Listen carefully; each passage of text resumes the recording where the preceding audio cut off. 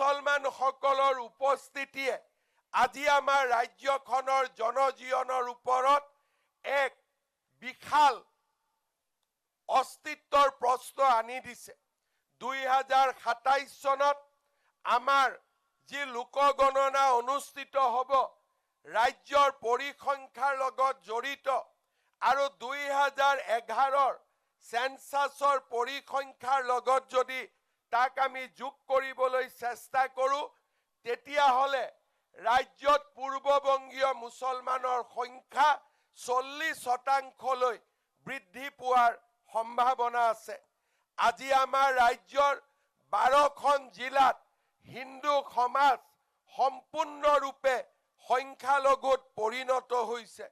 আপোনালোকে জানি আচৰিত হ'ব যে এই অচিনাকি লোকসকলৰ হাতত আজিৰ দিনত অসমত 63.58 লাখ বিঘা মাটি তেওঁলোকৰ অবৈধ দখলত আজি আমাৰ হাতৰ পৰা আঁতৰি তেওঁলোকৰ হাতলৈ হস্তান্তৰিত হৈছে। আজি যদি কোনোবাই মোক প্ৰশ্ন কৰে যে অসমৰ কিমান মাটি পূৰ্ববংগীয় মুছলমান লোকসকলৰ বেদখলত আছে, তাৰ উত্তৰ হৈছে 63,58,000 বিঘা।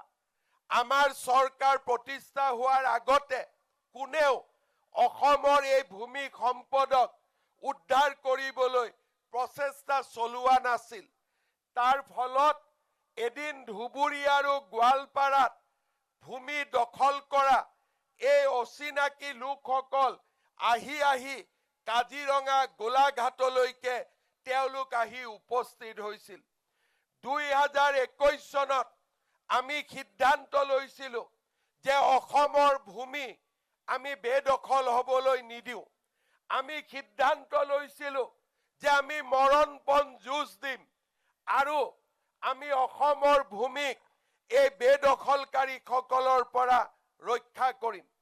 আজি মই অত্যন্ত আনন্দিত যে 2021 চনৰ পৰা আমাৰ চৰকাৰে যোৱা সময়ছোৱাত চিপাঝাৰৰ গৰুখুটি, বুঢ়া চাপৰি বন্যপ্ৰাণী অভয়াৰণ্য, লামডিং সংৰক্ষিত বনাঞ্চল, পবা সংৰক্ষিত বনাঞ্চল, হাছিলা বিল, পাইকান সংৰক্ষিত বনাঞ্চল, ৰেংমা দয়াং আৰু দক্ষিণ নাম্বৰ সংৰক্ষিত বনাঞ্চলকে আদি ধৰি বিভিন্ন বেদখলকৃত ভূমিত উচ্ছেদ চলাই আমি বৰ্তমানলৈকে 1.5 লাখতকৈও অধিক বিঘা ভূমি বেদখলৰ পৰা আমি মুক্ত কৰিবলৈ সক্ষম হৈছোঁ।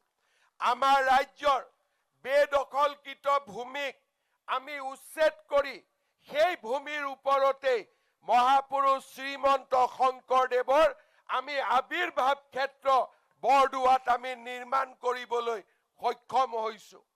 আমাৰ ৰাজ্যত এসময়ত বিদেশী লোকক আমি বহিষ্কাৰ কৰিব নোৱাৰোঁ বুলি আমি নিজকে আত্মসমৰ্পণ কৰিছিলোঁ। কিন্তু বৰ্তমান ভাৰতৰ উচ্চতম ন্যায়ালয়ে 1950 চনৰ বিদেশী বহিষ্কৰণ আইনক ন্যায্যতা প্ৰদান কৰাৰ লগে লগে আমি ৰাজ্যৰ পৰা বিদেশী লোকক বহিষ্কাৰ কৰাৰ দীৰ্ঘদিনীয়া আমাৰ যি আকাংক্ষা আছিলে, সেই আকাংক্ষাকো আমি এতিয়া বাস্তৱত ৰূপায়ণ কৰিবলৈ আগবাঢ়িছোঁ।